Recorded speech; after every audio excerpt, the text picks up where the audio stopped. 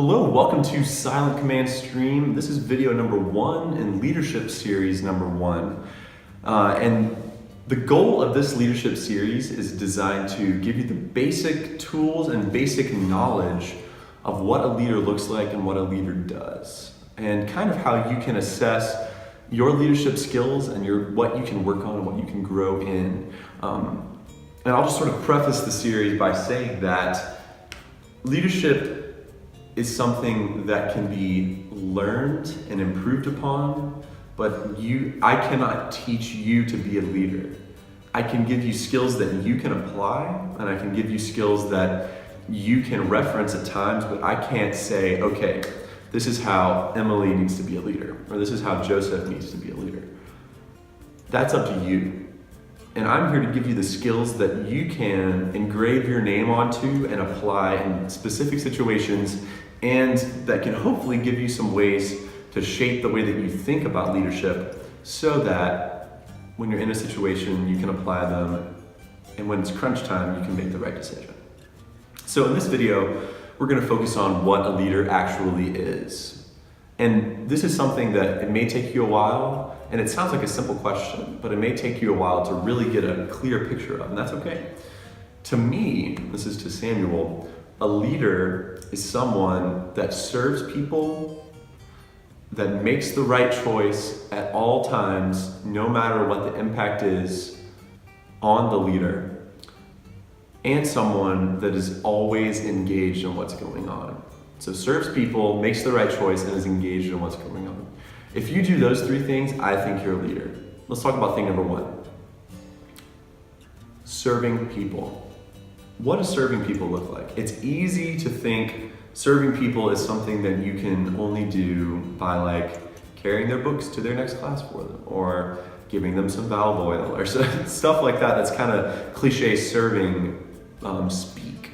But really what we want when we want to serve people is to anticipate their needs and fulfill them ahead of time. So a great example as a drum major that you can do to serve people is to have their materials prepared for them ahead of time, right? That's something that's great. Or for your band director, don't say to your band director, hey, what can I do to help you? Pay attention to what the band director does and what his or her daily needs are, and get it done. Just do it. That's what service looks like to me, is working for someone without requiring anything from them in order for you to do that. Right? It comes from you paying attention to what's going on and then executing based off of your observations. And that takes time, and that takes maturity to pay attention to that and to be secure enough in yourself to make those things happen. Okay, so that's thing number 1, is serving people. Thing number 2 is making the right choice. This is something that's really hard to do because all of us are sinful and all of us have things that we struggle with. And a lot of the times as leaders, you're going to face a choice where you may say, it would be very comfortable and easy for me to not serve someone, or really comfortable and easy for me to just slip out 20 minutes early and go home and get into bed and go to sleep. I know I've definitely done that several times and regretted it. But making the right choice means taking work into account and taking what you can provide to other people into account. And this does tie back into number 1, into serving people.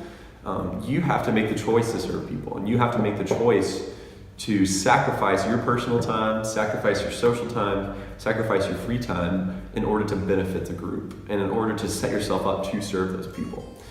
And that's what making the right choice means. That also means making the right choice in terms of morality and ethics. So I don't know, if you are faced with a decision where you find, it's a classic example, very cliche and cheesy, and you've heard it before, but I think it makes a lot of sense. If you find $20 on the ground after rehearsal, odds are it probably belonged to one of the members of your band, right? But it's $20, and you can get a third of an Xbox game with it, right? You can do a lot with $20. And the mature leader would go and turn that in, and the immature leader who makes the wrong choice would take it for his or herself. And again, I've made the wrong choice in that situation. There's certainly been times where I've taken the easy way out and done what benefited me, and sometimes not even received punishment or repercussions for it. And sometimes people didn't even know that I did it. But the ways in which you make those choices extend beyond you. If you foster a culture in your ensemble and in your group where people take care of each other like that, then you're gonna go places and you're gonna be successful. Okay, finally, thing number 3, someone that's engaged in what's going on. This is a big one, especially in drum corps. It's really easy to kind of sit on your phone at meal breaks and not really pay attention to the people around you, or not really work hard to develop relationships with them. But in this leadership series, we're gonna talk a ton about the importance of individual relationships. I'm a huge believer in those, and a huge believer that they give you the skills that you need, and they give you the rapport with the group that you need to be an effective leader.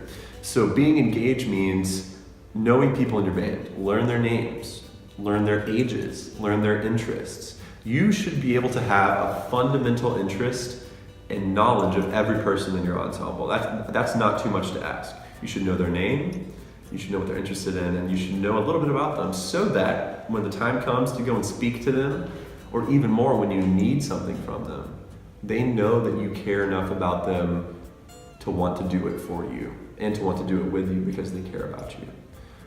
So I would encourage you to focus on those 3 things as your basic leadership ideologies. And you can certainly modify them for your situation and for yourself. But I think serving people, making the right choices in terms of serving people and ethically/morally, and finally being engaged in where you are, those are the things that set the good leaders apart from the great.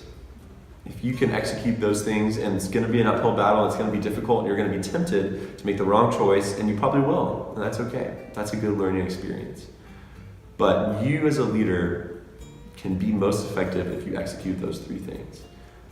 So for an exercise to kind of test yourself on this, think back on this past marching band season, or the most marching band experience that you've had whenever you're watching this video, and say, okay, consistently, did I make the right choice?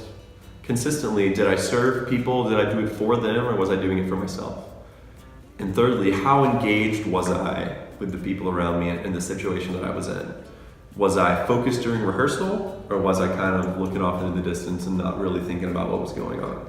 Was I on my phone a lot, or was I making new friends and talking to people? And that's not always everybody's strong suit or forte, but it is necessary for leaders to know their ensembles. We're going to talk more about that and personality types in the next video. But it's important that you fulfill those 3 categories, and I think if you do, you'll find success, and you'll find that you're an effective leader that knows his or her ensemble and that can get a lot of things done through love and through knowledge for them. Okay, thanks for tuning in. Next video, we'll talk about you. We'll talk about personality types and how you can match your personality to that of a leader. Thank you so much. See you next time.